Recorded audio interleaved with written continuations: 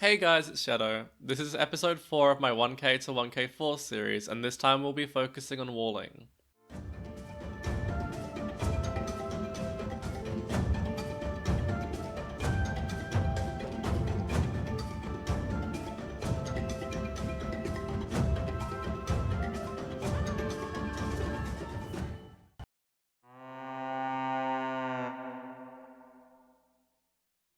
There are 3 main types of walling. Full walls. An entire wall around your base. Generally the most ideal form of walls as they allow for walling behind more easily. Walling to TC. Angling walls so they force your opponent to walk through TC fire in order to move on to the next part of your base.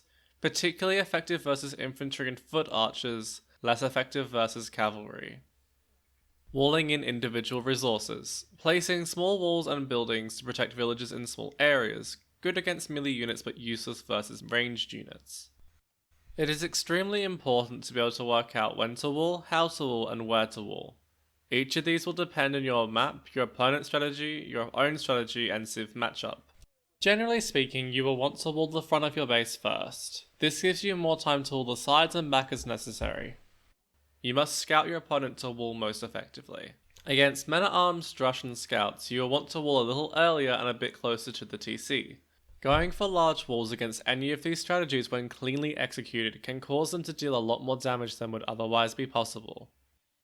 Against scouts in particular, if you have not got full walls up by the time your opponent starts rushing you, you will still want to try and get those walls up by patrolling a spear or two along the exposed parts of the wall. Their mobility can make it hard to clean them up once they're in your base. Against archers, you will ideally allow space behind to re-wall, and you cannot rely on walling individual resources as archers range over them. Being fully walled by the time that archers start hitting your base is particularly advantageous as it makes it so you are able to wall behind more easily. When walling your base, try to ensure there is at least one safe wood line, gold, and preferably a stone. These should not be rangeable by archers and where possible not by towers either. This will not always be possible though. Do not wall through the gold you are planning to take. Wall a few tiles away from it if you do not have a back gold. At the beginning of the game in particular, try to ensure that all buildings start to form a part of a wall. Houses in particular boost the strength of your walls by a considerable amount. When you believe that you are fully walled, always try to path a unit to go outside with all gates locked. If they cannot path outside and get stuck, there is not a hole. However, do not become complacent. Check villages overchopping on wood lines and re-wall as necessary. This can also happen if you're taking a gold, stone, or your berries which have been made part of your wall. Stone and house walling vulnerable eco in the late game can save you a lot of headaches by preventing your opponent getting in with raiding units. Palisade walls generally do not cut it in the late game. When quick walling versus your opponent, do not overestimate the strength of gates to hold against enemy units, in particular palisade gates.